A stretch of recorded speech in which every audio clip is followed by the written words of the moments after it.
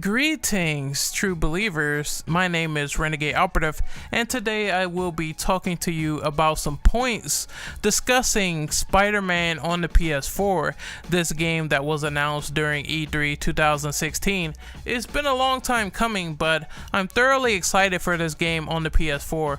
We are going to talk about my concerns for the game. We are going to talk about what I want to see. We're going to talk about story elements, etc. So let's first start with the important bit. What were my thoughts when this game was first announced? I was mesmerized, blown away at the fact that Marvel is stepping into the foray of video games once again. Remember, there was that licensing deal that happened where all the games that was on PSN, Xbox Live, and Steam got pulled off the storefront. So even if I wanted to go back and enjoy some of the Beanox games that was done in tandem with the publisher Activision, I cannot go back and play them because they are not currently on the PSN store. So I didn't get a taste of what Spider-Man was like during the Beanox era. Anyway, let's fast forward to E3 2016. Just sitting there waiting for cool stuff to be announced, and it was a lot of cool stuff at that conference. Then all of a sudden you get the Insomniac Games logo. No one knows what it is. Then we get the backdrop of a character talking a lot about responsible actions, a lot about duality. It starts to sink in a little bit more, and then we see the wide shots of New York City. At this point, my palms start sweating, and I think the money shot is Spider-Man jumping into the frame and saying, "No problem, right?" At that point, I lost my fucking mind. It wasn't even about the explosive action. It wasn't even about just seeing Spider-Man leaping off buildings. The mere fact that Marvel came back into the video game storefront after all this time and they're trying their hand to make quality video games again, that is something that is mind-blowing, and they grabbed Insomniac Games. The original rumor was that there was going to be a Spider-Man exclusive in development, but it was going to be done by Sucker Punch Productions, the team mostly behind the infamous franchise. Getting Insomniac creates a interesting dynamic because they have a good track record, but they never worked on a superhero game at all. This is their first attempt at something like this. Maybe if you consider Sunset Overdrive as some sort of open world sandbox game where you could jump around and stuff like that, but it's not a superhero game to me. It doesn't look like it. It looks like you're just going around jumping on stuff with parkour to insane heights, killing zombies. This is Spider-Man we're talking about, a guy with a pretty established lineage when it comes to the video game landscape of being in so many good video games. And I think the apex is Spider-Man 2, because everyone goes back to Spider-Man 2 being done by Activision, of course, and Treyarch. Treyarch is the one who developed the game. That is by far one of the best Spider-Man games to a lot of people. A lot of people might digress and disagree and say, hey, Spider-Man on the PS1 fam. That game was also amazing. The Beanox games was also something to take hold of. Also, Ultimate Spider-Man. I've been playing that game a little bit. Even though I think that the web swinging is a little bit unfavorable in my eyes, and I think that Venom could have been touched up on a little bit more as a side character, I think that personally my experience with the Spider-Man mythos from what I played has been positive. This game has to live up to a lot of expectations in the shadow of Spider-Man games that weren't so good, like the Amazing Spider-Man 2, and surpassing possibly even Spider-Man 2 in this regard. How will they pull it off? And that's the most interesting question here. But that's my experience with encountering this title for the first time. I was awestruck at the first time they showed it. I believe it was at this point, as we continue to pile on the months from E3 2016 into E3 2017, and then we go into this year, there's been a lot of news surrounding Spider-Man on the PS4. This would be a great time to segue into everything we know so far.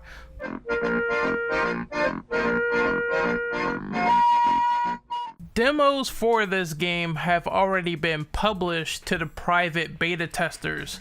They apparently also completed the full game, cheeky bastards. Each playthrough takes multiple days to complete according to one developer. And that's pretty cool. It makes me wonder if they will have the same morality choices like Web of Shadows did with the black suit. Questions. There's also going to be the matter of focusing on an adult Spider-Man, an adult Peter Parker here. So it is time for the misadventures of Emo Peter roaming in the streets for a piece. Never gonna give you up. I'm never gonna stop. Not the way I feel about you. Girl, I just can't live without you. I'm never ever gonna quit, 'cause quitting just ain't my stick.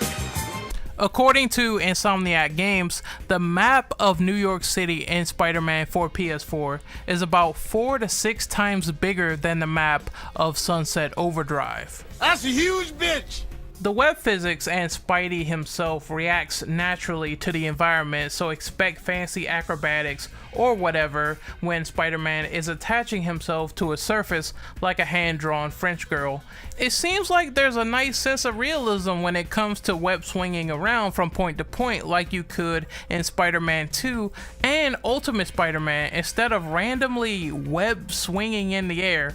What the hell is that? Certain games have it where Spider-Man can randomly web swing in thin air in the sky. It's still as awkward as it's ever been to this day.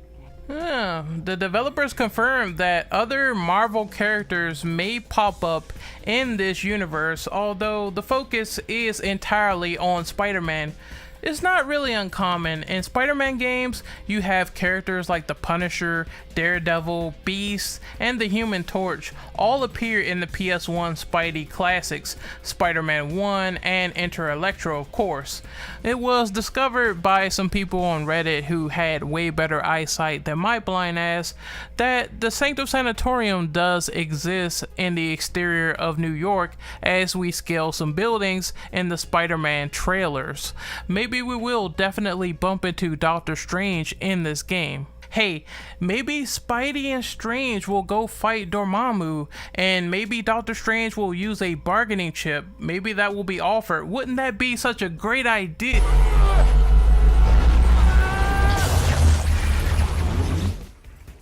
Oh, well, never mind then. Not to be a console war enthusiast, but I will say that the entire situation of Spider-Man being on PS4 is quite hilarious. This game is indeed exclusive to the PlayStation 4 platform, even though Sony owned Spider-Man for quite a long time. They owned the film rights. If that wasn't your first clue, then Insomniac should have been your second, because they did work on Ratchet & Clank, other big PlayStation titles for a long time before migrating over with Sunset Overdrive, and now they're back working on another PlayStation exclusive. So yeah, it's something that I expected. Knowing the background information, it really doesn't bug me. I am a multiple console owner and I will be able to play Spider-Man on my PS4. There's no word about the goddamn piece of mission being in this game. However, there are side missions, so maybe here's to wishful thinking, I don't know. The game will also be dropping in 2018, but I am sure and positive you already knew that as well. There's no more lobbing people off buildings anymore like you could in Spider-Man 2. In Spider-Man for the PS4, if you knock a guy off a ledge, he's automatically saved at the last minute by a web yank. Well, I guess that means that you cannot do a spinning pile driver to a thug off the side of the Empire fucking State Building like you could in Spider-Man 2. Wow.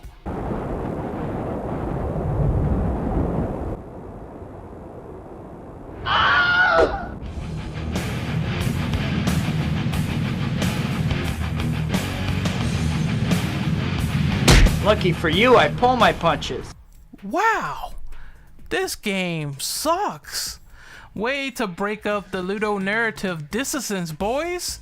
Of course, I'm just kidding. Well, maybe I'm not, but I'm gonna miss the fact that I could power drive people off the side of a building on their goddamn head. But I guess it makes sense considering that Spider-Man really pulls his punches, and there are quotes to the contradictory nature in Spider-Man 2 where he says he pulls his punches, but I don't think lobbing people off buildings and murdering them is akin to pulling your punches. Like I said, it goes back to ludonarrative where you have certain things that you do in the game that might seem murderous to the hero in the story, but you have certain things that might contradict in the gameplay where, let's take for example a character.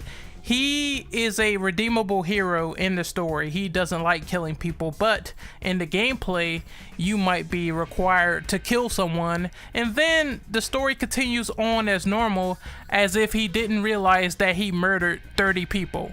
So that's one instance. However, it's so much damn fun. Give me 30,000 Spider-Man moves that could break someone's bones to dust. Lots of characters we have confirmed already, like Kingpin, Mary Jane, Aunt May, Mr. Negative, the Shocker, Miles Morales, and even Norman Osborn is on some billboards trying to be re-elected for mayor of the city. Well, knowing him, that won't last pretty long.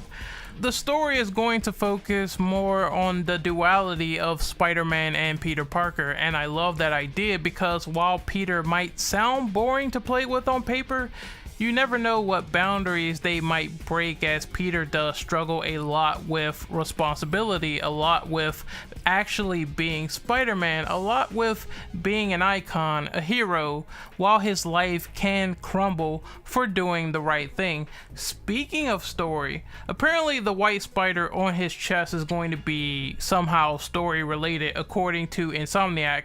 It makes me wonder if they're trying to pull a fast one here with anti-venom or something, considering that the white symbiote. Well, only time will tell despite this game having such a large cast supposedly. Mary Jane Watson is a playable companion. It looks like she'll be used for stealth segments while Spider-Man takes out thugs in tandem alongside with her. I doubt she'll be as awesome as Spider-Man gameplay wise, but this does bring up the point of multiple characters. Ultimate Spider-Man had an interesting idea making Venom a playable protagonist in the story, well, antagonist to some people, and you could also unlock Green Goblin in the original Spider-Man PS2 game. So here's hoping for Spider-Man for PS4. Maybe we'll have a paradigm shift and we get to play with some antagonists, some baddies within the game.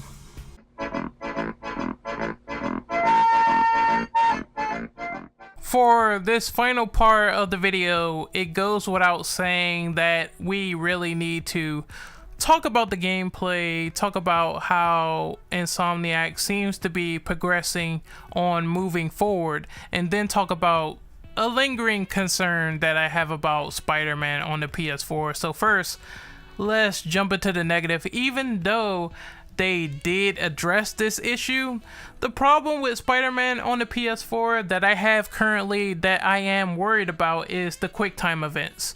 There are way too many QuickTime events in one gameplay video that I seen during the end cutscene. Now, Insomniac, they did address this, but I think they need to be careful because once you strip away the freedom of a Spider-Man game for a button prompt, it stops becoming a Spider-Man game.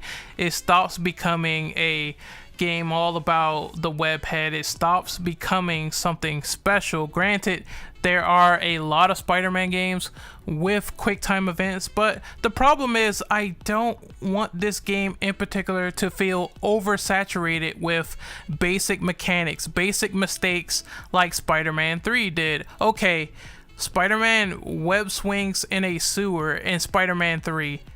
I don't need a button prompt for that. I just want to do it manually myself, get through the level, enjoy the experience, and move on. I don't need to press X to web swing. You get what I'm saying? Now, I want true freedom in this game, and they're going open world like they did with the Treyarch Spider-Man titles, and that's fine. That's pretty cool. That's what I want. Hopefully this game is not oversaturated with being some David Cage experience with quick time events. They did address this. They said that there's only going to be a few button prompts in key scenes, but it's not going to be overall detrimental to the experience. But I think Insomniac really needs to be careful here, because they're bordering a line which I don't want them to cross with doing basic mechanics as Spider-Man when it comes to trying to explore what is exactly happening. Hopefully you can play in all these epic moments that is in Spider-Man in PS4, and you can manually control a good bulk of them. That's how I want to feel. I want to feel freedom with the superhero game that I am playing right there. As for the gameplay, for what I saw of Spider-Man for PS4, it looks promising. Let's get to the web swinging. It looks pretty good. It looks like they have taken cues from the Treyarch Spider-Man titles. They also took a few cues from the Amazing Spider-Man with the web points. So now it looks like it's very easy to get around the city. As I said before, the QuickTime events are a lingering issue, but if it's minor, minuscule, I can look past it. Those stealth segments seem to be pretty interesting with Spider-Man. I don't know how they will play out with Mary Jane. Obviously, she'll probably sneak behind someone, choke him out. Spider-Man probably will do a prompt on another bad guy, and the player will feel like a badass. But obviously, Spider-Man himself during a stealth segment, this is the first time I really seen Spider-Man use a lot of gadgets in his disposal. It reminds me a lot of Batman during the Predator missions, where Batman is sneaking around, trying not to get spotted, and then he uses a lot of gadgets. He makes noise, he pins people to surfaces. It's pretty crazy, and I think that's the same sort of mentality, the same vibe they're going for with the stealth segments. They're taking a bit of a page out of Rocksteady's book because it looks all akin, it looks similar. The combat in some ways is very similar, so I can see why people are drawing the line with that comparison. But there's also mechanics that were in previous Spider-Man games. Like, this Spider-Man game has focus. I remember Spider-Man 2 and some of the Amazing Spider-Man games had the focus attacks.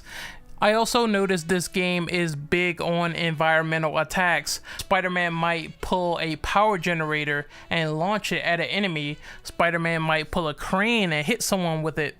That brings more of a dynamic to use stuff in the environment as opposed to some static item that you can't touch. I like that. I like that a lot. Also, Spider Sense. You know, Spider-Man can sense danger around him. That's going to act as this game's counter system. Seeing Spider-Man use gadgets now and seeing him attack enemies in any fashion that he sees fit brings up more of the Batman Arkham parallels. Even if you don't like the fact that Batman is being brought up a lot, you have to realize that the idea of free flow combat really works for Spider-Man. Attacking non-stop, viciously, dodging, jumping all over the place, all of that stuff is present for what we see with no slowdown or just fighting one enemy at a time like Spawn the Eternal. I mean, that's a pretty bad game. Don't buy that game. But still, that's my point, is that you want Spider-Man combat to feel fast, fluid, and consistent. The aesthetic of this Spider-Man game is very reminiscent to Batman Arkham and a giant amalgamation of Spider-Man mechanics from previous games, and it's really good to see Insomniac do their homework here. I do like how the combat looks. There is some air capabilities. I do like that very much, and Spider-Man has a health bar. My only concern there is that I don't want the combat to feel too easy, because it really got like that at certain points in time during some of the Treyarch games, where sometimes I'm pressing one button, it's way too easy. I just gotta dodge and press circle, and then I press square to wail on the enemy, and he can't do anything. Now, granted, I love the reintroduction of sub-bosses. I think the big bruiser enemy that's standing on top of the construction site fighting Spider-Man, he is imbued with Mr. Negative's power. That could be some fun. Fun sub-bosses are always interesting to break up the monotony in fights, and I think they should do a lot more of that to keep Spider-Man on his toes. I'm hoping that this combat system of free flow invites new opportunities like replay value, considering that it would be fun to do certain challenges around the city like it was in Spider-Man 2, but also think of God of War, where you have to fight certain enemies under certain stipulations. I think that would bring some fun to the table, as well as create some fun and diverse challenge maps. The last thing I want to touch on is that we haven't seen anything regarding boss fights at the time of this recording. There's not really any information. The only thing we know is that Kingpin is in the game. He might be a boss. He's in jail. Obviously, the only way he gets into the booty prison is Spider-Man sends him there. Mr. Negative has potential, but the only thing we saw is concept art of Spider-Man fighting him on a subway. That might be pretty cool, but until we see it, I can't say much about boss fights. Hey, bring back Monster Ock. That motherfucker scared me so blind as a kid. You have no idea. Bring it back. Hashtag bring back Monster Ock. I'm calling it right here. Just do it. Just do it, people. Anyway, this is Renegade Operative signing off. Hopefully you guys enjoyed this long discussion video about Spider-Man on the PS4. Once again, if you liked it, like, sub, comment, do all that shit. That'd be great. Support me, and I will see you guys next time. Follow me in the description. The links are below. Twitter, all that stuff. You can find that there. Go sub to my podcast group, and I will see you guys next time. Later.